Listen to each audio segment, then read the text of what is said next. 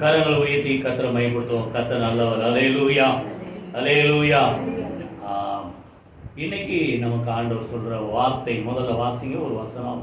மத்தேயு எழுதின சுவிசேஷம் 11ஆம் அதிகாரம் 29ஆம் வசனம். எல்லாரும் எடுத்துங்க. மத்தேயு 11:29 வாசிங்க. நான் சாந்தமும் மனத்தாழ்மையுமாய் இருக்கிறேன்.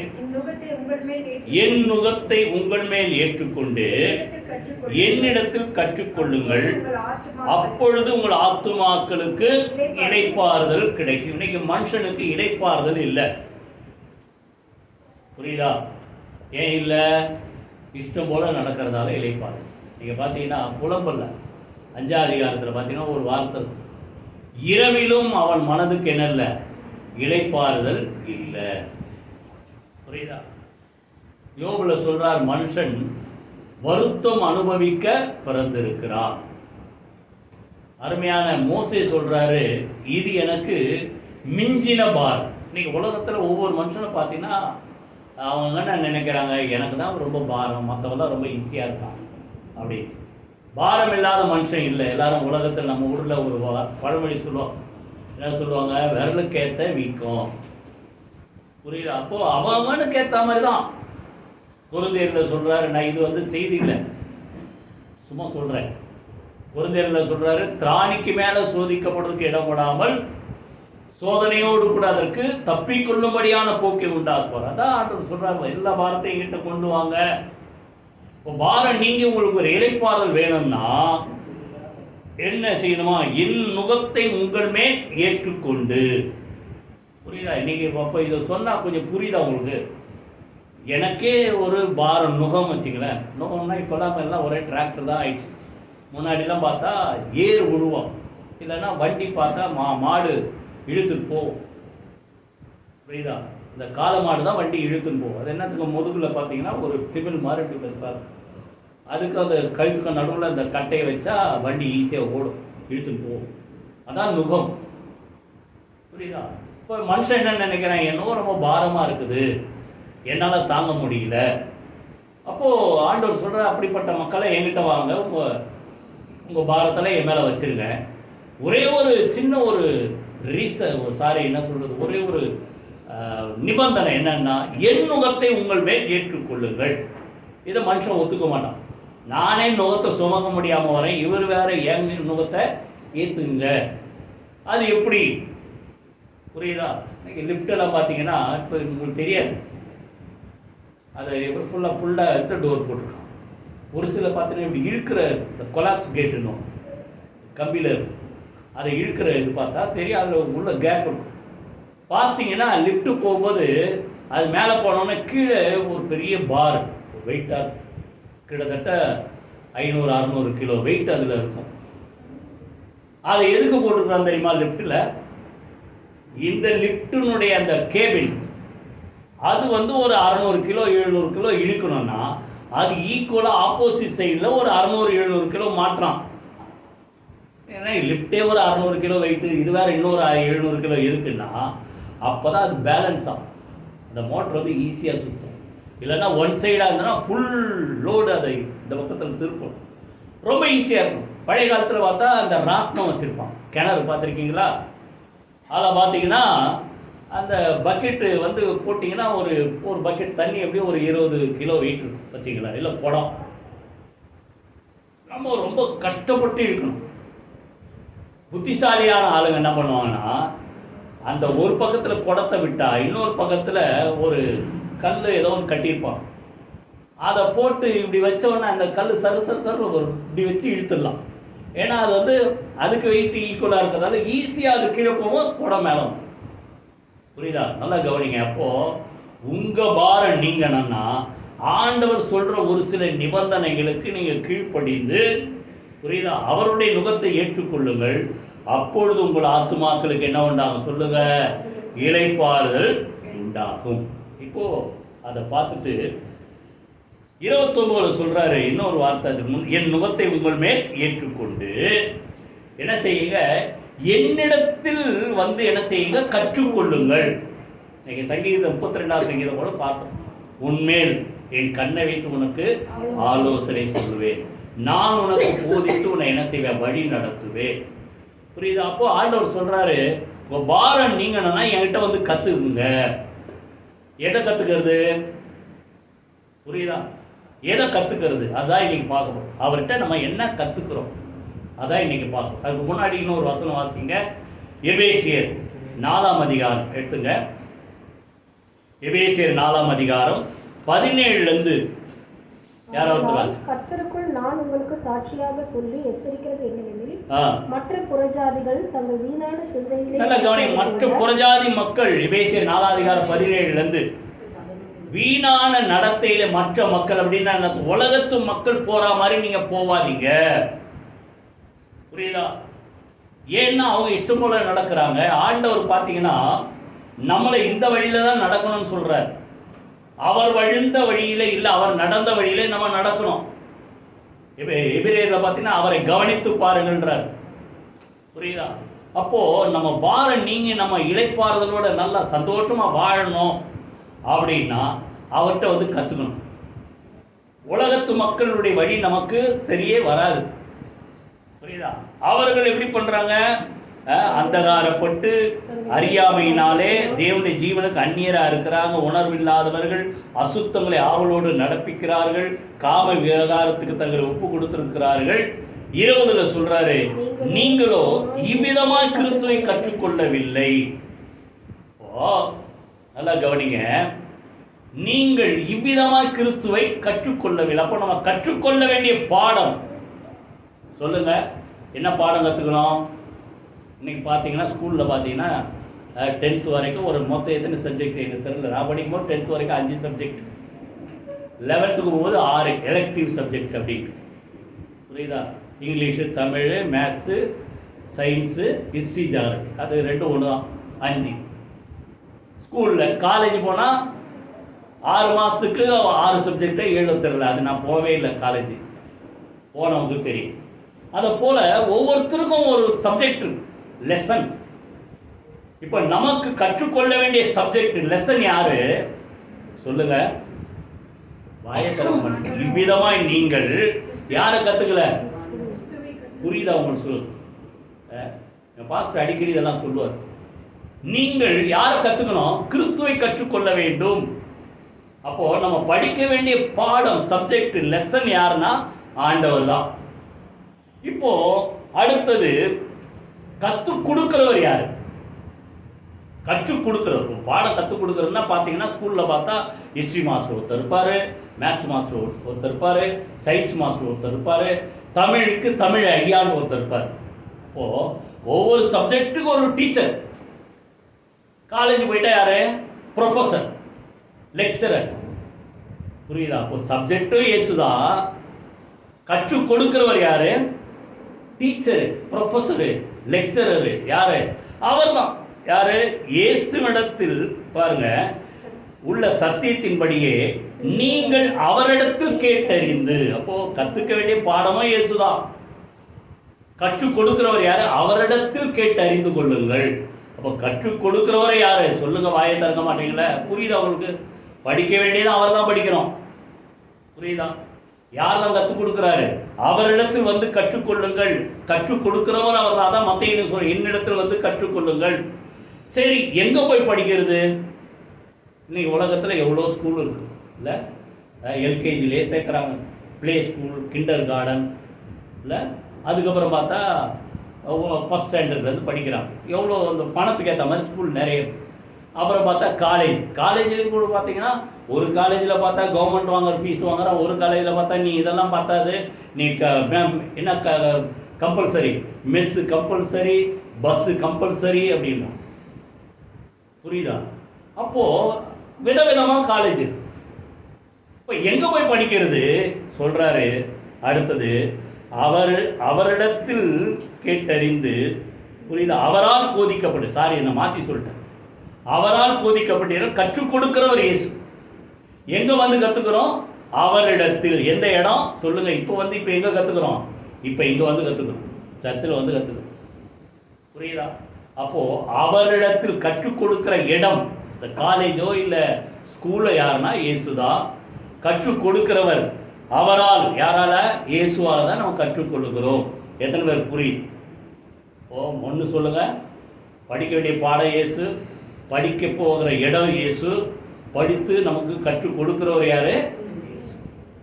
இவ்வளவும் நம்ம அவரிடத்துல வந்தா அவர் கற்றுக் கொடுக்கிறார். புரியுதா? அந்த ஏசாயால ஒரு வார்த்தை, காலைதோறும் என்னை எழுப்புகிறார், கல்விமானின் நாவை எனக்கு கொடுக்கிறார். சமயத்துக்கேற்ற வார்த்தை சொல்லும்படி அவர் என்ன செய்யறாரா? கற்றுக் கொடுக்கிறார். அன்னைக்கு பார்த்தீங்கன்னா லூக்கா 10ஆம் அதிகாரத்தில் இருக்கும். அந்த பெத்தானியா ஊருக்கு போகிறார். அந்த ஊரில் 2 அம்மா, அவங்க இன்னொரு சகோதரர் லாசர், மார்த்தாள் மரியாள் லாசர். இப்போ மரியா அந்த மார்த்தாள் என்ன பண்ணுறாங்க, போய் அதை இயேசுக்கு நல்ல உபசாரம் பண்ணால் சமையல் பண்ணுறாங்க. என்ன பண்ணாங்க தெரியல, அப்படிங்க அவருக்கு போஷிக்கிறதுக்கு எல்லாம் செய்கிறாங்க. மரியாள் என்ன பண்ணாங்க, அந்தம்மா பாதத்தில் உட்கார்ந்துட்டு அவர் சொல்கிற வார்த்தையே கேட்டு. இப்போ அவங்களுக்கு யாருக்கு கவலை வந்தது? யாருக்கு கவலை வந்தது? மார்த்தாளுக்கா மரியாளுக்கா? மார்த்தாளுக்கு கவலை வந்தது, மரியாளுக்கு கவலை இல்லை. ஏன்னா ஆண்டவரே சொல்றாரு, மார்த்தாளே மார்த்தாளே, நீ அநேக காரியங்களை குறித்து கவலைப்பட்டு கலங்குகிறாய், தேவையானது ஒன்றே, மரியாள் தன்னை விட்டு எடுபடாத நல்ல பங்கை தெரிந்து. புரிஞ்சிச்சா? அப்போ அவர் பாதத்தில் உட்கார்ந்து நீங்க கற்றுக்கொண்டால் நமக்கு கவலையே இல்லை, புரியுதா? கண்ணீர் இல்லை, வேதனை இல்லை, எப்பவுமே ஒரு நிம்மதி, இளைப்பாறுதல் உண்டு. கைவைதி கத்திர சூத்திரமோனோமா. சரி, இப்போ எல்லாம் முடியுது. கற்றுக்கொள்ள வேண்டிய பாடம் இயேசு, கற்றுக் கொடுக்கிறவர் இயேசு, கற்றுக்க போகிற இடம் யாரு? அவரும் இயேசு தான். இப்போ எதை கற்றுக்கணும்? முதல்ல அதிலேயே மத்தேயிலே திருப்பி வாங்க, 11:29 திருப்பி வாசிங்க. மத்தேயு 11:29. நான் சாந்தமும் மனத்தாழ்மையுமாய் இருக்கிறேன். அவர் சொல்ற, என்கிட்ட வந்து கற்றுக்கப்பா. எதை கற்றுக்கணும்? நான் எப்படி இருக்கிற வாயத்திறன் சொல்லுங்களேன். நான் சாந்தமும் மனத்தாழ்மையுமாய் இருக்கிறேன். அவர்கிட்ட வந்தா முதல்ல நம்ம கற்றுக்க வேண்டிய பாடம் எது சொல்லுங்க? வாயத்திறங்களை சொல்லுங்க. புரிஞ்சுதா? சொல்லுங்க. எதை கற்றுக்கணும்? சாந்தத்தையும் மனத்தாழ்மை. சாந்த குணமுள்ளவராய் வருகிறார். புரியுதா? உன்னுடைய ராஜா எப்படி வராரு? பொதுவாக ராஜான்னு அர்த்தம் கத்தி எடுத்து வெட்டி 1000 பேர் தலையை சீவுறவர் தான் ராஜா. புரியுதா? ஆனா அவரை குறித்து சொல்லப்பட்ட தீர்க்க தரிசன வார்த்தை, அந்த ராஜா எப்படி வராரு? சாந்த குணமுள்ளவரா வருகிறார். ஆனால் குதிரை மேலே ஏறி வரல, எதிர் மேலே ஏறி வராரு. கழுத குட்டி கழுத மேல என்ன செய்கிறார்? ஏறி வருகிறார். அப்போ அவர் கத்துக்க வேண்டிய முதல் பாடம் தாழ்மை. சொல்லுங்க வாயை திறந்த, மனத்தாழ்மை. பிலிப்பியர் 2ஆம் அதிகாரம் 5-11 வரைக்கும் பெரிய ஒரு சப்ஜெக்ட் லிஸ்ட் அது. புரியுதா? நீங்கள் கிறிஸ்துக்குள்ள இருந்த சிந்தை உங்களிடத்தில் இருக்க கடவுது. அவருக்கு இருந்த சிந்தை உங்களுக்கு இருக்கணும். அவர்கிட்ட போய் கத்துங்க. எதை கத்துங்க? தாழ்மை கத்துங்க. அவர் தேவனுக்கு சமமாய் இருப்பதை கொள்ளையாடின பொருளாக இல்லாமல், புரியுதா, தம்மை தாமே தாழ்த்தி அடிமையின் ரூபம் எடுத்தார், மனுஷ சாயலானார். அவர் தம்மை தாமே மரண பரியந்தம் கீழ்ப்படிந்து தாழ்த்தினபடியினால் அவரை தேவன் எல்லாவற்றுக்கு மேலாக அவரை உயர்த்தி, வானோர் பூதலத்தோர் பூமியின் கீழானோர் யாவருடைய முழங்கால்களும் அவருக்கு முன்பாக முடங்கும்படி அவர் தாழ்த்தினார். அதனால எல்லா முழங்காலும் அவருக்கு முன்பாக தாழ்த்தப்பட்டது. இயேசு கிறிஸ்து கர்த்தர் என்று எல்லா நாமும் அவருக்கு முன்பாக அவரை அறிக்கை செய்யும்படிக்கு எல்லா நாமத்திற்கு மேலான நாமத்தை அவருக்கு கொடுத்தார். கையில வைத்து கர்த்தரை சூத்திரமோனோமா. அவர் ஏன் எல்லாத்துக்கும் மேல உயர்த்தப்பட்டார்? அவர் எல்லாத்துக்கும் மேல தன்னை தாழ்த்தார். யோவான் 13ஆம் அதிகாரம் நீங்க எடுத்து படிச்சு பாருங்க. அந்த சிலுவைக்கு போறதுக்கு முன்பாக பந்தி, அதுக்கு முன்னாடி என்ன பண்றாரு? எல்லாரும் உட்கார வச்சுட்டு, புரியுதா, என்ன செஞ்சாரு? ஒவ்வொருத்தர் காலை என்ன செய்தார்? கழுவினார். கழுவிட்டு அவர் வச்சிருந்த சாதாரண ஒரு சிம்பிள் ட்ரெஸ்ஸை போட்டுக்கிட்டு, அவர் வச்சிருந்த அந்த தோளில் இருக்கிற துண்டை வச்சு ஒவ்வொரு காலை கழுவி தொடச்சார். அப்போ எல்லாருக்கும் தெரியும், பேதுரு சொல்ற, ஆண்டவரே என் காலெல்லாம் நீங்க கழுவலாம். நீங்க யாரு? யாரு நீங்க? மாஸ்டர், போதகர், ஆண்டவர். புரியுதா? நம்ம கிட்ட வந்தாலும் நம்ம தான் சொல்லுவோம், நீங்க எப்படி என் காலை கழுவலாம்? அப்புறம் சொல்றாரு, எனக்கு அது செய்யலைன்னா உங்கள்கிட்ட எனக்கு பங்கு இல்லை. அப்போ உச்சந்தல் உள்ளங்கால் வரை கழுவுங்கன்றான். சொல்லிட்டு முடிச்ச உடனே அவர் சொல்றாரு 13 அந்த வசனம் அது மாத்திரம் வாசிக்க 13 நீங்கள் என்னை போதகர் என்றும் 13 சொல்லுகிறீர்கள். நீங்கள் என்னை போதகர் என்று ஆண்டவர் என்று சொல்லுகிறீர்கள். நீங்கள் சொல்லுகிறது சரி. நீ சொல்றபடி கரெக்ட் தான். நான் போதகர் தான், ஆண்டவர் தான். 14 ஆண்டவரும் போதகருமாகிய நல்லா கவனிங்க. ஆண்டவரும் போதகருமாகிய நானே உங்கள் கால்களை கழுவினது உண்டானால் நீங்களும் ஒருவருடைய கால்களை ஒருவர் கழுவ கடவீர்கள். இப்படி உங்களுக்கு பின்னால சொல்றாரு, மாதிரியை பின்வைத்து போகிறேன். ஒரு மாடல் உங்களுக்கு காட்டுறேன்றார். என்ன மாடல்? அதுக்காக உட்கார்ந்து இன்னைக்கு எல்லா சர்ச்சிலும் அப்படிலாம் செய்யறது இல்லை, புரியுதா? அதுக்கு உட்காந்து காலை கழுவு, அது காலை கழுவுறது இல்லை மாடலு. நல்லா கவனிங்க, என்ன சொல்றாரு, கற்றுக் கொடுக்குற அந்த இடத்துல. நான் அவ்வளோ பெரிய ஆளு, நானே காலை கழுவுற அளவுக்கு, காலை கழுவி துடைக்கிற அளவுக்கு என்னை தாழ்த்தினா, நீங்கள் எவ்வளோ பெரிய ஆளாக இருந்தாலும் மற்றவர்களுக்கு முன்பாக நீங்கள் உங்களை என்ன செய்யணும்? தாழ்த்து. இதை தான் என்கிட்ட கற்றுக்கணும், புரியுதா? தாழ்த்துனா எல்லாமே கிடைக்கும். நாகமான் பாருங்க, அவன் பெரிய ஒரு சேனை தளபதி, ஆனால் அவனுக்கு என்னது? குஷ்டரோகம். எலிசா தேடி வராரு. இங்கே எலிசா கிட்ட போனால் சுகம் கிடைக்கும். தேடி வரவன் இப்போ நீங்கள் ஒரு டாக்டரை தேடி போறீங்க. நீங்கள் டாக்டர் போகாமல் சுகமாக இருக்கணும், அதான் என்னுடைய ஆசை. டாக்டரை தேடி போறீங்க, டாக்டர் ரூம்குள்ள அதுக்குள்ள டோக்கன் வாங்கி டைம் எல்லாம் இருக்குது நிறைய. நீங்கள் டாக்டர் ரூம்குள்ள நீங்கள் போவீங்களா? இல்லை டாக்டர் நான் இங்கே கார்லேயே உட்காந்துருப்பேன், நீ பெரிய கார் வச்சுருக்க, டாக்டர் காரை தேடி வரணும்னு சொல்லுவீங்களா? ஸோ வாயை திறக்க மாட்டேங்க. சொல்லுங்க, நம்ம தான் டாக்டரை தேடி உள்ளே போனோம். இவனுக்கு தேவை சுகம். ஆனால் அவன் என்ன சொல்கிறான்? நான் இங்கே நிற்பேன், புரியுதா? எலிசா என்ன செய்யட்டும், அவன் வெளியே வந்து என்னை பார்த்து சுகமாக்கட்டும். அப்போது அவனுக்கு என்ன இது பெருமை? அவன் நான் பேர் சேனை தளபதி, கொண்டு இருக்கிற கோடிக்கணக்கான பொன் பொருள் கொண்டு வந்திருக்கிறேன், புரியுதா? எப்போ அவனுக்கு சுகமாச்சு தெரியுமா? எலிசா சிம்பிளாக சொல்கிறாரு, ஏன் போய் யோர்தானில் 7 தடவை முழுகு. முதல்ல மாட்டேன்னா, அப்புறம் அந்த சொன்ன ஆலோசனைக்கு கீழ்ப்படிந்து இணங்கி தன்னை தாழ்த்தி யோர்தானில் போய் முழுகினவன தான் அவனுக்கு என்னாச்சு? சுகம் உண்டாச்சு. கைகளை வைத்து கத்துற சோத்திரம், புரியுதா? பெருமை உள்ளவருக்கு தேவன் எதிர்த்து நிற்கிறார், தாழ்மை உள்ளவர்களுக்கோ கிருபை அளிக்கிறார். 2 பேர் ஜெபம் பண்ண போனான். லூக்கா 18 அதிகாரம். ஆயக்காரன் பரிசேயன் சொல்றான், ஆண்டவரே நான் வாரத்தில் 3 தடவை உபவாசம் பண்றேன், தசமமாக கொடுக்குறேன், அதை செய்கிறேன், இதை செய்கிறேன். நம்ம செஞ்சதை சொல்லி காட்டுறது இல்லை ஜெபம். நல்லா புரிஞ்சுங்க. ஆண்டவரே நான் என்ன செய்ய சித்தமாக இருக்கேன், புரியுதா? அவன் சொன்னதெல்லாம் செஞ்சுட்டு மற்ற மனுஷன் மாதிரி நான் இல்லை, நான் பெரிய ஆள், நான் ரொம்ப யோக்கியன், அது மாத்திரம் இல்லை. அங்கே தூரத்தில் ஒருத்தன் நிற்கிறான், ஆயக்காரன். அந்த ஆயக்கார மாதிரி நான் இல்லை. இன்னைக்கு நம்ம அநேக மக்கள் என்ன செய்கிறாங்க சொல்லுங்க, அவனை மாதிரி நான் இல்லை, நான் ரொம்ப நல்லவன். அப்படிப்பட்டவர் மேலே ஆண்டவர் ஒரு நாள் இறக்கம் பாராட்ட மாட்டான், புரியுதா? ஆயக்காரன் சொல்கிறான், உள்ள கூட வர்றதுக்கு என்ன இல்லை, தைரியம் இல்லை, பயம். தூரத்தில் இருந்து மார்பில் அடித்து கொண்டு, தேவனே சொல்லுங்க, பாவியாகிய மேல் கிருபையாயிரும் சொல்றாரு. அவன் அல்ல, இவனே நீதிமான் ஆக்கப்பட்டான், புரியுதா? அப்போ யார் மேல ஆண்டவர் இரக்கம் பாராட்டுறாரு சொல்லுங்க? யார் தன்னை தாழ்த்துறாங்கள, நான் தகுதி இல்லை, பைபிள் எடுத்து படிச்சுப்பாங்க. யாரெல்லாம் தகுதி இல்லைன்னு சொன்னாங்களோ அவங்க தான் ஆசீர்வதிக்கப்பட்டாங்க, புரியுதா? அதில் அவர்கிட்ட கற்றுக்கொள்ள வேண்டியது முதல்ல சொல்லுங்க, மனத்தாழ்மை. வாயத்தில் சொல்லுங்க, மனத்தாழ்மை. சாந்தமும் மனத்தாழ்மையுமா இருக்கிறேன், என்னிடத்தில் வந்து என்ன செய்யுங்க, கற்றுக்கொள்ளுங்கள். 2வது எதை அவர்கிட்ட கற்றுக்கொள்ள வேண்டும்? நிறைய இருக்குது, எல்லாத்தையும் சொல்ல இன்னைக்கு நேரம் ரொம்ப எனக்கு குணத்தை தான் நான் சொல்லி, புரியுதா? 2வது கற்றுக்கொள்ள வேண்டியது யோவான் 15ஆம் அதிகாரம் 12 வாசிங்க. யோவான் 15ஆம் அதிகாரம்.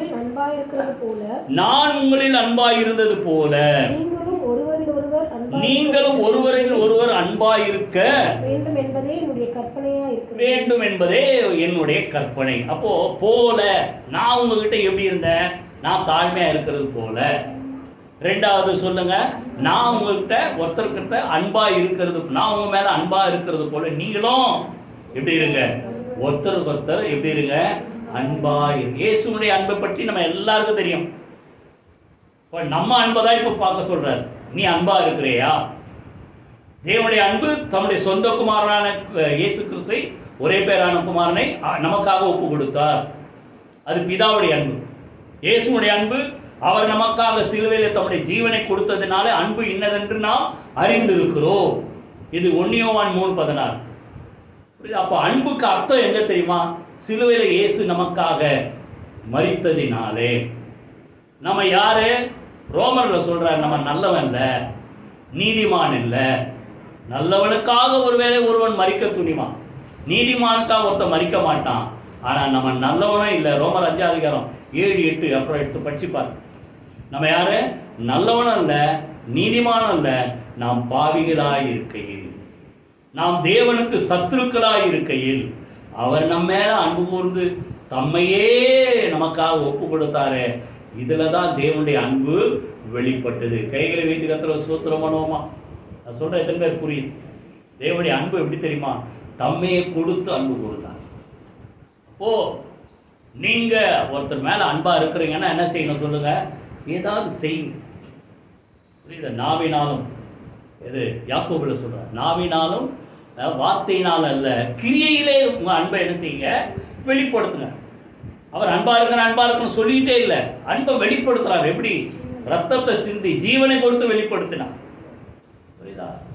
2 கற்பனை சொல்றார். முதலாவது, உன் தேவனாகிய கர்த்தரிடத்தில் உன் முழு இதயத்தோடு, முழு சிந்தையோடு, முழு ஆத்துமாவோடு, முழு பலத்தோடு அன்பு கூர்வாயாக. இது முதலாவது கற்பனை.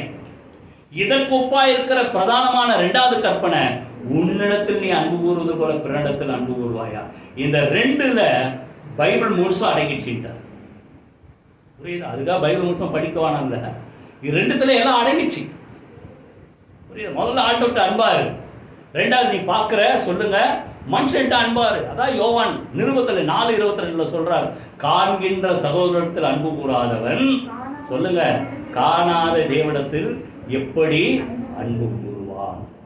புரியுதா? அப்போ அன்பு எப்படி வெளிப்படுதுன்னா, அவர் நம்ம மேல அன்பா இருக்கிறதால நம்ம அன்பு தான் காணிக்கையா. புரியுதா? தேவனிடத்துல முதல்ல அன்பாருங்க. 2வது நீங்க பார்க்குற மனிதரிடத்துல அன்பாருங்க. இது கூட பார்த்தீங்கன்னா, எப்போ யார்கிட்ட அன்பா இருப்பீங்க? நான் எங்கள் வீட்டுக்கார ரொம்ப நேசிக்கிறேன், நான் என் ஒய்ஃபை ரொம்ப நேசிக்கிறேன், நான் எங்கள் அப்பாவை ரொம்ப நேசிக்கிறேன், நான் என் பிள்ளைகளை ரொம்ப நேசிக்கிறேன். இதான் ரோமர்ல என்ன சொல்றாரு? நம்ம அப்படி இல்லை. தேவனுக்கு சத்துருக்களாய் இருக்கும்போது, புரியுதா, பாவிகளாய் இருக்கும்போது, துரோகிகளாய் இருக்கும்போது அன்பு கூர்ந்தார். அப்போ உங்க அன்பை யாருக்கு வெளிப்படுத்தி நீங்க அன்புள்ளவர்கள் என்பதை நீங்க தேவனுக்கு காட்டணும்னா, யார் உங்களை பகைக்கிறாங்களோ அவங்ககிட்ட அன்பை வெளிப்படுத்துங்க. எத்தனை பேர் புரியுது? நான் அன்பா இருக்கிறேன்ட்டு உங்க வீட்டில் இருக்கிற எல்லாரையும் நான் ரொம்ப நேசிக்கிறேன், நான் அவங்களுக்காக ரொம்ப கஷ்டப்பட்டு உழைக்கிறேன், இது இல்லை அன்பு. வாசிங்க அந்த மத்தேயு 5:43 யார் ஒருத்தர் வாசிங்க. உனக்கு அடுத்தவனை சிநேகித்து உன் சத்துருவை பகைப்பாயாக என்று. உலகத்துல என்ன சொல்றாங்க? அடுத்தவனை நேசித்து சத்துருவை பகைக்கணும். ஆனா ஆண்டவருடைய போதனை என்ன? நான் உங்களுக்கு சொல்லுகிறேன், சத்துருக்களை சிநேகியுங்கள். உலகம் என்ன சொல்றது? சத்துருவை பகைக்கணும். புரியுதா? ஆண்டவர் என்ன சொல்றாரு? சத்ருவை என்ன செய்? சிநேகியுங்கள். சபிக்கிறவனை ஆசீர்வதிங்க, பகைக்கிறவர்களுக்கு நன்மை செய்யுங்க, நிந்திக்கிறவர்களுக்காக, துன்பப்படுத்துவதற்காக என்ன செய்யுங்க? ஜெபம் பண்ணுங்க. இப்படி செய்தாதான் நீங்க தேவனுக்கு புத்திரரா, பிள்ளைங்களா இருப்பீங்க. அப்ப அவர்கிட்ட கத்துக்க வேண்டியது, புரியுதா, அவர்கிட்ட அன்பா இருக்கணும். 2வது பார்க்கிற மனிதர், விசேஷமா யார் உங்களுக்கு வருமா துரோகம் செய்யறாங்க, யார் உங்களை பகைக்கிறாங்க, விரோதிக்கிறாங்க, தீமை செய்யறாங்க, அவங்கள நேசிங்க. இப்படி செஞ்சாதான் நீங்க யாரா இருப்பீங்க? தேவனுக்கு புத்திரரா. அதுக்கு உதாரணத்தையும் சொல்றார். ஏன்னா அவர் யாரு? நல்லோர் மேலும் தீயோர் மேலும் சூரியனை உதிக்க பண்ணி நல்லோருக்கும் மழை கொடுக்கிறாரு, தீயோருக்கும் மழை கொடுக்கிறாரு. இந்த அதிகாரம்லாம் நல்ல வேலை மனுஷன்ட்ட கொடுக்கல, இல்லைன்னா என்ன ஆயிருக்கும்? புரியுதா? அவனுக்கு யாராவது தேவை, அவனு மாத்திரம் மழை, உனக்கெல்லாம் தண்ணியில் போடாண்டோம். ஆண்டவர் பாருங்க, நல்லவனுக்கும் மழை, கெட்டவனுக்கும் மழை, நல்லவனுக்கும் தண்ணி, கெட்டவனுக்கும் தண்ணி, நல்லவனுக்கும் சூரிய வெளிச்சம், கெட்டவனுக்கும் சூரிய வெளிச்சம். புரியுதா? அப்படி இருந்தாதான் அவர் நம்ம தேவனுடைய பிள்ளைகளாக இருப்போம். கைகளை வைத்து கர்த்தரை ஸ்தோத்திரம். முதல்ல தாழ்மையை கற்றுக்கொள்ளுங்கள். ரெண்டாவது சொல்லுங்க, அன்பை கற்றுக்கொள்ளுங்கள். மூணாவது எதை கற்றுக்கணும்? கொலோசியர் 3ஆம் அதிகாரம் 13. யாராவது வாசிங்க. கொலோசியர் 3:13. ஒருவரை ஒருவர் தாங்கி, ஒருவர் பேரில் ஒருவருக்கு குறைபாடு உண்டானால் கிறிஸ்து உங்களுக்கு மன்னித்தது போல, எல்லாமே பாருங்க, என்ன போல தாழ்மையாயிரு, நான் உங்களை நேசித்தது போல, அன்பா இருந்தது போல அன்பாரு. மூணாவது சொல்றாரு, கிறிஸ்து உங்களுக்கு மன்னித்தது போல நீங்களும் சொல்லுங்க ஒருத்தருக்கு ஒருத்தர் மன்னிச்சிருங்க. அன்பா இருக்கிறது எதுல வெளிப்படும்? என்னதான் துரோகம் பாவம் நமக்கு விரோதமா ஏதாவது தீமை செஞ்சாலும் மன்னிக்கிறதெல்லாம் அன்பு வெளிப்படும். புரியுதா? நம்ம மேல தேவன் வச்ச அன்பு எப்போ வெளிப்பட்டது? நம்ம அவருக்கு விரோதமா பாவம் செஞ்சோம், அதெல்லாம் பார்க்காம நம்முடைய பாவத்தில் என்ன பண்ணிட்டாரு? மன்னித்ததுனாலதான் அன்பை நம்ம அறிந்து கொண்டோம். எங்க போட்டாரா பாவத்தை? மீகால சொல்ற, சமுத்திரத்தின் ஆழத்திலே போட்டு விட்டேன். எங்க விழுதுன்னே தெரியாது. ஏசாயால சொல்ற, முதுகுக்கு பின்னாக எரிந்து விட்டேன். அப்படின்னா அர்த்தம், நம்மளா போட்டா ஏதாவது ஒன்று பண்ணானா இப்படி தூக்கி போடும். எப்போ நம்ம கண் முன்னாடியே தெரியும் அதாவது இருக்குது. மன்னிச்சுட்டா கூட மறக்க மாட்டோம். உலகத்து மனிதர்கள் அப்படிதான், மன்னித்தாலும் மறக்க மாட்டோம். ஏன்னா திருப்பி ஒரு சூழ்நிலை அப்படி வரும்போது, நீ அன்னைக்கே அப்படி பண்ண பத்தியா, அப்படின்னா என்ன அர்த்தம்? மன்னிச்சுட்டான், ஆனால் உள்ள இருதயத்தின் ஆழத்தில் ஏதோ ஒரு இடத்துல அந்த காரியம் அவங்ககிட்ட இருக்குது. ஆனால் ஆண்டவர் அப்படிப்பட்டவர் அல்ல. சொல்றாரு, சமுத்திரத்தில் ஆழத்தில் போட்ட எங்க போச்சு விழுந்தது தெரியாது, முதுகுப்பினால போட்ட எங்க போச்சுன்னே தெரியாது. புரியுதா? இப்படிதான் மன்னிக்கணும். அதான் கிறிஸ்து உங்களுக்கு, வாயத்தில் சொல்லுங்களேன், கிறிஸ்து உங்களுக்கு மன்னித்தது போல. புரியுதா? எபேசியர் 4:32 கூட வாசிங்க. 4:32 அதே தான் சொல்றார். ஒருவருக்கொருவர் தயவாயும் மன உருக்கமாயும் இருந்து கிறிஸ்துவுக்குள் தேவன் உங்களுக்கு மன்னித்தது போல நீங்களும் ஒருவருக்கொருவர் என்ன செய்யுங்க? மன்னிச்சிருங்க. ஓ சொல்ல நல்லா கவனிங்க. உலகத்து மனிதர் நம்ம இடத்துல எதிர்பார்க்குதான். ஒரு கிறிஸ்தவன்னா என்ன நினைக்கணும்? என்ன பண்ணாலும் அவன் மன்னிச்சிருவான். எதிர்பார்க்குறாங்களா இல்லையா? உள்ளதை பார்த்து கேட்குறேன். புரியுதா? பதிலுக்கு பதில் செஞ்சால் நம்ம ஆண்டவர் பிள்ளைன்னு சொல்லக்கூடாது. புரியுதா? பதில் அளிப்பது யாருக்கு? எனக்குரியது. ரோமர்களே சொல்றார். புரியுதா? நீதிமொழிகளே சொல்றார். புரியுதா? நானே பதில் செய்வேன், நீ தீமைக்கு தீமை என்ன செய்யாத, சரி கட்டாத. புரியுதா? அதனால மன்னித்தால்தான் நாம் தேவனுடைய. மன்னிக்கலைன்னா என்ன ஆகும்? ஆண்டவர் மன்னிச்சார்ல. புரியுதா? வெட்ட வரான், காட்டி கொடுக்க வரான். அவனை பார்த்து என்ன பண்ணாரு? துரோகின்னா கூப்பிட்டாரு. யூதாசை பார்த்து என்ன சொல்லி கூப்பிட்டாரு? ஸ்நேகிதனே. ஸ்நேகி மோசம் யாரு? யாசல்லாம் அருமையா ஒரு பாட்டு. ஸ்நேகிதனே ஸ்நேகிதனே எங்கு வந்தா எதற்கா? எதுக்கா வந்த? ஸ்நேகிதனேன்ற ஃப்ரெண்ட் நம்ம சொல்லுவோமா? நல்லா தெரியும், இவன் தான் நம்மளை காட்டி கொடுத்து பிடிச்சின்னு போக வந்திருக்கிறான்.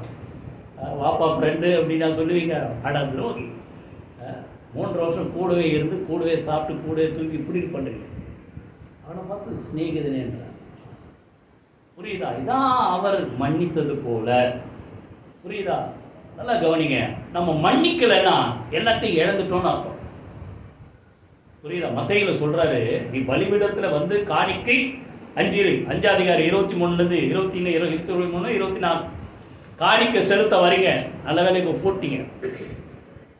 ஒருவேளை இனிமேல் போகிறது இருந்தால் அதை பார்த்து எல்லாம் போய் யார்கிட்ட ஏதாவது மனஸ்தாபங்கள் இருக்குதா பார்த்துட்டு போங்க. புரியுதா? அப்போது போகிறதுக்கு முன்னாடி யாருக்கிட்டே ஒருத்தருக்கு ஒருத்தர் மனஸ்தாபம் இருந்தால் முதல்ல போய் என்ன செய்ய? அவங்ககிட்ட போய் செட்ரைட் ஆகுன்ற.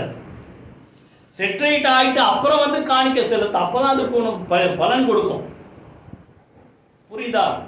ஒருவேளை இங்கே இல்லாத ஆளாக இருந்தால் எங்கேயோ இருக்கிறான், ஏதோ ஒன்று மனசில் அவனை பற்றி ஒரு வஞ்சம் இருந்துக்கிட்டே இருக்குது. அதை மனசில் வஞ்சகத்தை வச்சுக்கிட்டு காணிக்க போட்டால் அது பிரயோஜனமே இல்லைன்ற. புரியுது? எத்தனை பேர் புரியுது? அதை மன்னித்தாதான் அதுக்கு பலன் உண்டு. புரியுதா? நம்ம காணிக்க பலி செலுத்துறது, நம்ம இப்போ பலி செலுத்த தேவனுக்கு என்று கொடுக்குறோம், ஊழியத்துக்கு என்று கொடுக்குறோம். அதுக்கு பலன் எப்போ கிடைக்குன்னா, யாரை குறித்து மனசில் ஒரு கரையோ இல்லை ஒரு கசப்போ இல்லாம நீங்க வந்து கொடுங்க, அப்பதான் கர்த்தர் அது கேட்ட பலன் தருவார். கையில வைத்து கர்த்தர் சொல்றோம். இன்னொன்னு சொல்றாரு பாருங்க, மார்க்கு 11 அதிகாரம் எல்லாருக்கும் தெரியும். நீங்கள் விசுவாசம் உள்ளவர்களா எவைகளை கேட்பீர்களோ அவைகள் எல்லாம் பெற்றுக்கொள்வோம் என்று விசுவாசியுங்கள். 11, 23, 24 எடுங்க. 13, 11, மார்க் 11. எவனாகிலும் இந்த மலையை பார்த்து நீ பெயர்ந்து மலையை பார்த்து சமுத்திரத்துல போன்னு சொன்னாலும் அது அப்படியே போயிடும். புரியுதா?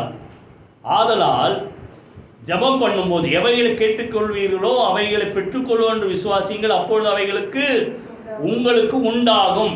இப்போ விசுவாசத்தோட கேட்கிறோம். மழையே வந்தாலும் ஆண்டவர் அந்த மலையெல்லாம் நீக்கி எனக்கு ஆசீர்வாதத்தை கொடுப்பார், தடையெல்லாம் நீக்கி ஆசீர்வாதத்தை கொடுப்பார். அப்படி ஒரு திட நம்பிக்கை விசுவாசம் நம்மகிட்ட இருக்குது. ஆனாலும் அந்த காரியங்கள் ஒரு சில நேரத்தில் நமக்கு கிடைக்கல. அப்ப என்ன அடுத்து சொல்றாரு, நின்று ஜெபம் பண்ணும்போது 25 நல்லா கவனிங்க. நம்ம பொதுவாக 23, 24 முடிச்சுடுவோம். இதை 22, 23, 24 இப்போ சொல்றாரு, நீங்கள் நின்று ஜெபம் பண்ணும்போது அப்படின்னா இதனுடைய கோர்வை, இதனுடைய கண்டினியூவேஷன்.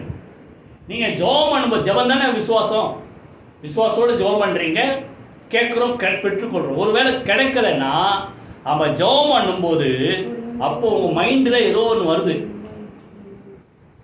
அவன் பண்ண தப்போ இல்லை நீங்க பண்ண தப்போ மைண்டில் வருதுன்னா, ஒருவன் பேரில் உங்களுக்கு யாதொரு குறை உண்டாயிருக்குமானால் பரலோகத்தில் இருக்கிற உங்கள் பிதா உங்கள் தப்பிதங்களை உங்களுக்கு மன்னிக்கும்படி அந்த குறையை அவனுக்கு மன்னியுங்கள். அப்போ விசுவாசம் இருக்குது, விடாப்பிடியான ஜபமும் இருக்குது.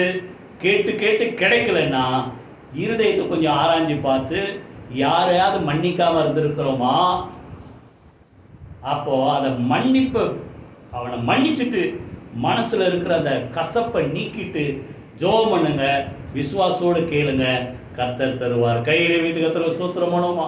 கிறிஸ்து உங்களுக்கு மன்னித்தது போல.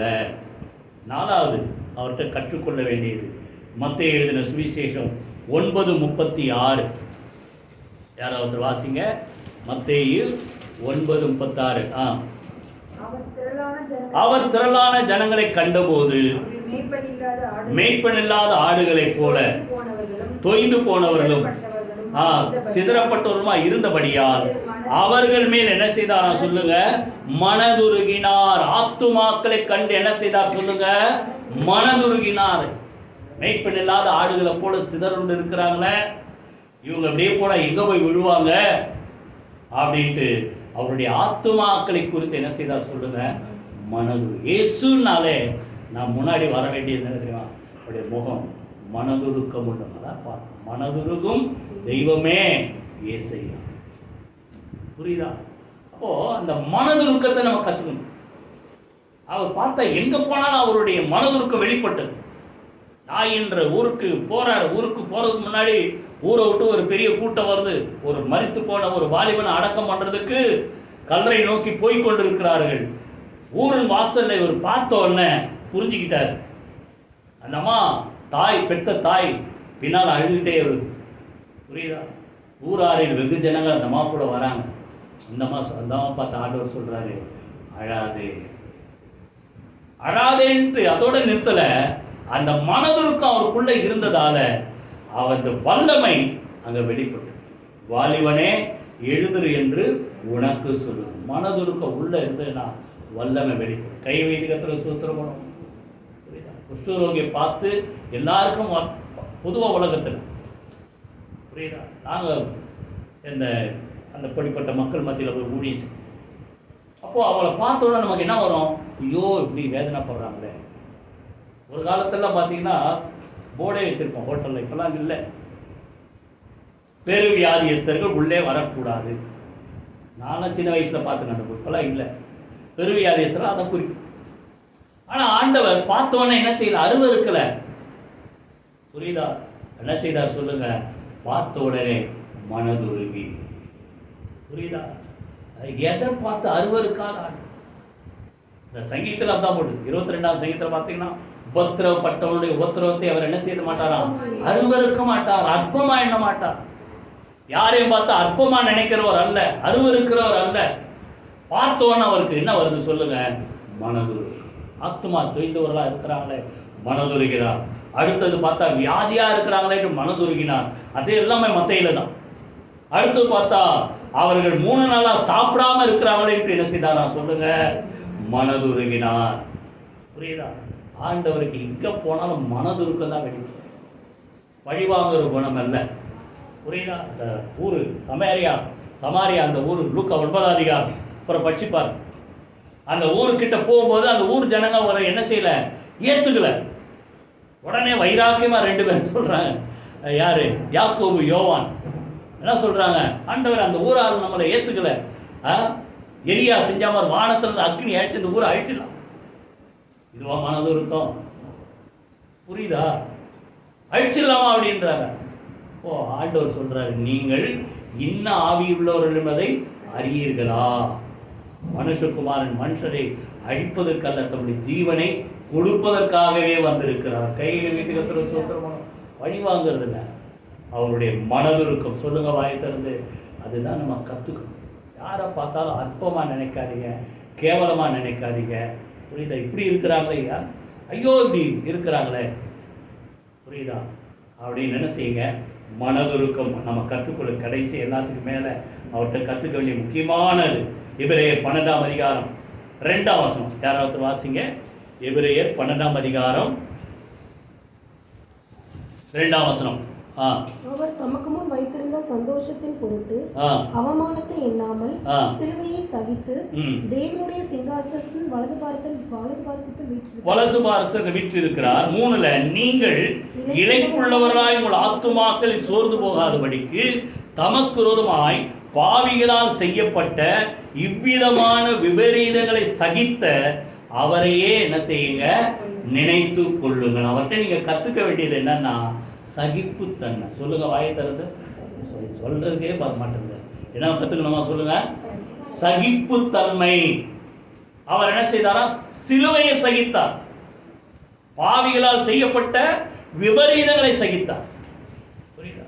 ஆக்சுவலா அவர் அதுக்கு அது என்ன சொல்றது, அவர் செஞ்ச நன்மைக்கு அதை செய்ய தேவையே இல்லை. புரியுதா? நம்ம எல்லாருக்காக என்ன செய்தார்? தம்மையை ஒப்பு கொடுத்தார், சிலுவை சகித்தார். அன்பு பார்த்தீங்கன்னா 1 Corinthians 13ஆம் அதிகாரத்தில் நிறைய இருக்கும். சகலத்தையும் நம்பும், சகலத்தை விசுவாசிக்கும், சகலத்தை என்ன செய்யுமா? சகிக்கும். குடும்பத்தில் இந்த சகிப்புத்தன்மை இல்லைன்னா அன்பா இருக்கவே முடியாது. ஏதாவது தப்பு தகராறு வரதான் செய்யும். புரியுதா? கொஞ்சம் என்ன செய்யணும்? நம்ம வீட்டுக்காரர், இல்லை நம்ம ஒய்ஃபு, இல்லை நம்ம பிள்ளைங்க, நம்ம அப்பா அம்மா, அந்த சகிப்புத்தன்மை இல்லைன்னா குடும்பத்தில் அன்பை நம்ம என்ன செய்ய முடியாது, எதிர்பார்க்க முடியாது. அவர்கிட்ட நம்ம கற்றுக்க வேண்டிய முக்கியமானது இது. இன்னைக்கு இல்லாதான் நிறைய சண்டை சச்சரவு வீட்டில். நீ என்ன இப்படி பண்ணிட்ட? என்ன காரணம்? சகிக்கிற ஒரு பொறுமை இல்லை. புரியுதா? அன்பு சகலத்தை என்ன செய்ய சொல்லுங்க? சகிக்கும். எதை செஞ்சாரா? சகித்தாரா? விபரீதங்களை சகித்தார், சிலுவையை சகித்தார். காரணம் என்ன தெரியுமா? அவர் தமக்கு முன் வைத்திருந்த சந்தோஷத்தின் பொருட்டு அவமானத்தை எண்ணாமல் சிலுவையை சகித்தார். புரியுதா? அவருக்கு முன்னாடி ஒரு கோல் இருக்குது. புரியுதா? இந்த சிலுவையை சகித்து, பாடுகள் எல்லாம் சகித்து, அத்தனை வேதனையை ஏற்றுக்கொண்டாதான் அந்த கோல் அவர் கிடைக்கும். என்ன கோல்? தமக்கு முன் வைத்திருந்த ஒரு சந்தோஷம். என்ன சந்தோஷம் சொல்லுங்க? எதை நினைச்சு எல்லாத்தையும் சகிச்சார் சொல்லுங்க? இப்போ பார்த்தீங்கன்னா எத்தனையோ மக்கள், நான் ஒரு தடவை உங்களுக்கு சொல்லியிருக்கேன், இந்த ஓட்டேரி வீட்டில் இருக்கு, மத்தியானம் உட்காந்து பைபிள் படிச்சுட்டு இருக்கேன். திடீர்னு ஏதோ ஒரு இப்போ சின்ன பசங்க போகிற சத்தம் கேட்டு சும்மா வந்து வெளியே பார்த்தா ஒரு அம்மா தன்னுடைய பிள்ளையை கூட்டு நடந்து போகுது. நல்ல வெயில், புள்ள காலில் செருப்பு இருக்குது, அம்மா காலில் செருப்பு இல்லை. இப்போல்லாம் உலகத்தில் இல்லை ஒரு செருப்பு. அப்போ நான் சொல்கிற பார்த்தா ஒரு 50 ரூபாய்க்கே நல்ல செருப்பு கிடைக்கும், சாதாரண ஒரு ரப்பர். புரியுதா? அப்போது அந்த தாய் புள்ள நல்லா இருக்கணும்ன்ட்டு என்ன செய்யுது? வெறுங்காலில் வெயிலில் நடந்து போகுது. புரியுதா? அப்போ அந்த தாயை, தன்னுடைய பிள்ளையை நேசிக்கிற அன்பு எப்படி வெளிப்பட்டது? காசு இல்லை, ஆனால் பிள்ளைக்கு செருப்பு போட்டு அந்த வேதனையை என்ன செய்யுது? தாய் சகித்து. புரியுதா? அப்போ இதெல்லாம் சகித்தார். காரணம் என்ன? நம்ம அன்பு. ரெண்டாவது, ஒரு சந்தோஷம் அவருக்கு முன்பாக இருக்கு. என்ன சந்தோஷம் சொல்லுங்க? இதை சகித்தாதான் இந்த உலகத்தில் இருக்கிற அத்தனை கோடி மக்கள் என்ன செய்வாங்க? ரட்சிக்கப்படுவார்கள். அதை அப்படியே வச்சுக்கிட்டு எபிரேயர்ல திருப்பி வாங்க. 2ஆம் அதிகாரம் எடுங்க. 2ஆம் அதிகாரம் 9ஆம் வசனம் வாசிக்கும். என்றாலும் தேவனுடைய கிருபையினால் ஒவ்வொருவருக்காகவும் மரணத்தை ருசி பார்க்கும்படிக்கு தேவ தூதரிலும் சற்று சிறியவர் ஆக்கப்பட்டிருந்த இயேசு மரணத்தை உத்தரித்தது நிமித்தம் மகிமையினாலும் கனத்தினாலும் முடிசூட்டப்பட்டதை காண்கிறோம். ஏனென்றால் தமக்காகவும் தம்மாலேயும் சகலத்தை உண்டாக்கினவர் அநேகம் பிள்ளைகளை மகிமையை கொண்டு வந்து சேர்க்கையில் அவருடைய ரட்சிப்பின் அதிபதியை உபத்திரவங்களினாலே பூரணப்படுத்துகிறது அவருக்கு ஏற்றதாய் இருக்கிறது. நல்ல கவனிங்க. ஒரே பேரான குமாரன் ஆண்டவராகிய இயேசு கிறிஸ்து. இப்போ அவர் ஒரே பேரான குமாரன் ஆண்டவருக்கு இருக்கிறார். இப்போ இவர் மாத்திரம் இருக்கிறதுல தேவன் என்ன செய்யலையா? சந்தோஷப்படாம இன்னும் அநேகரை, அதுல இருக்க அந்த வார்த்தை அநேகம் பிள்ளைகளை 10ஆம் வசனத்துல இருக்கு பாருங்க. அநேகம் பிள்ளைகளை எங்க கொண்டு வந்து சேர்க்கணும்? மகிமையிலே கொண்டு வந்து சேர்க்கணும். ஒரே பேரான குமாரன் இயேசு மகிமையில இருக்கிறார் பிதாவோடு கூட. இவர் மூலமா இந்த உலகத்தில் இருக்கிற அத்தனை கோடி மக்களை எங்க கொண்டு வந்து சேர்க்கணும் சொல்லுங்க? மகிமையிலே அவருடைய ராஜ்யத்தில் கொண்டு வந்து சேர்ப்பதற்கு அவர் கொடுத்த விலை. அந்த ரட்சிப்பின் அதிபதி என்ன செய்தாரா சொல்லுங்க? உபத்திரவத்தினாலே பூரணப்படுத்தினார். கைகளை வைத்து கத்தரை செய்தால் அவருக்கு முன்பாக இருந்த கோல் சந்தோஷம். எதை வச்சு சகிச்சாரு? சிங்காசனத்தில் உட்கார்வார், அது பெருசு இல்ல. எதை வச்சு சகிச்சாரு? நான் படுற ஒவ்வொரு அடியும் அத்தனை கோடி மக்கள் ரட்சிக்கப்படுவதற்காக, நான் சிந்துற ஒவ்வொரு சொட்டு ரத்தமும் அத்தனை கோடி மக்கள் ரட்சிக்கப்படுவதற்காக என் ஜீவனை கொடுத்து பிசாசனுடைய ஆக்கினையிலிருந்து ஜனங்களை என்ன செய்வேன்? அவன் பிடியிலிருந்து ஜனங்களை என்ன செய்வேன்? விடுதலை ஆக்குவேன். கைகளை வைத்து கத்தரை சுத்திரமானோம். இதை மனசுல வச்சுக்கிட்டு தான். அப்படின்னா அர்த்தம்? சுருக்கமா சொல்ல போனா உங்களையும் என்னையும் மனதிலே வைத்துக்கொண்டு இந்த சந்தோஷம், அதாவது நம்ம இங்க வந்து நிக்கிற பாருங்க, இன்னும் நம்ம கண்ணை மூணு எங்க போய் நிக்க போறோம்? அவருடைய ராஜ்யத்தில் போய் நிக்க போறோம். இந்த சந்தோஷத்தின் பொருட்டு அவர் அத்தனை பாடுகள், வேதனைகள், உபத்திரவங்களை அவர் என்ன செய்தார் சொல்லுங்க? வாயத்தில் சொல்லுங்க, சகித்தார். அவர்கிட்ட கத்துக்க வேண்டிய முக்கியமான சொல்லுங்க, சகிப்புத்தன்மை. புரியுதா? எல்லாரையும் திரு ஜோமனோமா கரங்களை வைத்து கத்துற சூத்திரமனோ என்னிடத்தில் வந்து கற்றுக்கொள்ளுங்கள். கற்றுக்கொள்ள வேண்டிய பாடம் இயேசுதான். கற்றுக்க போகிற இடம் இயேசுதான். கற்றுக் கொடுக்குற டீச்சர் யாரு? இயேசு. எல்லாமே நமக்கு இயேசு. முதலாவது எல்லாரும் கத்துற சூத்திரமானங்க. அவர்கிட்ட நம்ம கற்றுக்கொள்ள வேண்டிய எது உங்களுக்கு குறவோ அதை ஆண்டவர் தருபடி கேளு. மனத்தாழ்மை கற்றுக்கொள்ளுங்கள். 2வது அவரை போல அன்பா இருக்க கற்றுக்கொள்ளுங்கள். 3வது அவரை போல நிபந்தனை இல்லாம மன்னிக்க கற்றுக்கொள்ளுங்கள். 4வது பார்த்தவன அருவருக்காதபடிக்கு மனதுருக்கத்தை வெளிப்படுத்த கற்றுக்கொள்ளுங்கள். எல்லாவற்றையும் சகிக்க கற்றுக்கொள்ளுங்கள். கர்த்தர் நமக்கு பலன் தருவார். அப்பொழுது இதெல்லாம் நீங்க கத்துங்க. அப்பொழுது உங்கள் ஆத்துமாக்களுக்கு இளைப்பாறுதல் உண்டாகும். கரங்களை வைத்து கர்த்தரை துதிப்போம். சூத்திரமணி ஜோமனோமா. நன்றி தகப்பனே, நீர் சொன்ன அந்த வார்த்தைக்காக நாங்கள் நன்றி செலுத்துகிறோம். ஆண்டவரே, நாங்கள் உம்மிடத்தில் வந்து உம்மை கற்றுக்கொள்ள, உம்மால் கற்றுக்கொள்ளப்பட, ஆண்டவரை கற்றுக் கொடுக்கப்பட எங்களை ஒப்பு கொடுக்கிறோம் தகப்பனே. உம்மிடத்தில் இருக்கிற இந்த மனத்தாழ்மை கர்த்தர் எங்களுக்கு தருவீராக. நீர் எங்களை நேசித்தது போல நாங்களும் ஒருவருக்கு ஒருவர் அன்பாயிருக்க, விசேஷமா எங்களுக்கு ஒருவமா துரோகம் செய்த சத்துருக்களை நேசிக்க கர்த்தர் எங்களுக்கு அனுக்கிரக செய்வீராக. ஆண்டவரே கர்த்தாவே, உமக்கு நாங்கள் நன்றி செலுத்துறோம். மனதுருக்கத்தை எங்களுக்கு தருவீராக. ஆண்டவரே, உமக்கு நாங்கள் நன்றி செலுத்துறோம் தகப்பனே. எல்லாரையும் ஒன்றாய் நாங்கள் நேசிக்க, அதுக்காக எல்லாவற்றையும் சகிக்க எங்களுக்கு கற்று தருவீராக. கர்த்தருடைய ஆவியானவர் ஒவ்வொருடைய இருதயத்தில் இந்த பரிசுத்தாவின் மூலமாக அப்படிப்பட்ட ஒரு அன்பை ஒவ்வொருடைய இருதயத்தில் மன்னிக்கிற ஒரு இருதயத்தை ஒவ்வொரு மக்களுக்கு கர்த்தர் நீர் தருவதற்காக நன்றி செலுத்துறோம். உம்முடைய நாமம் மகிமைப்படுவதாக. இயேசு கிறிஸ்துவின் ஜீவனுள்ள ஜெயமுள்ள நாமத்தில் ஜெபிக்கிறோம் நல்ல பிதாவே. ஆமென். நம்முடைய கர்த்தராகிய இயேசு கிறிஸ்துவின் கிருபை, பிதாவாகிய தேவனுடைய அன்பும், பரிசுத்த ஆவியானவருடைய அந்யோன்ய ஐக்கியமும் நம் அனைவரோடும் சகல பரிசுத்த அனைவரோடும் ஆண்டவராகிய இயேசு கிறிஸ்துவின் வருகை மட்டும் இருப்பதாக. ஆமென்.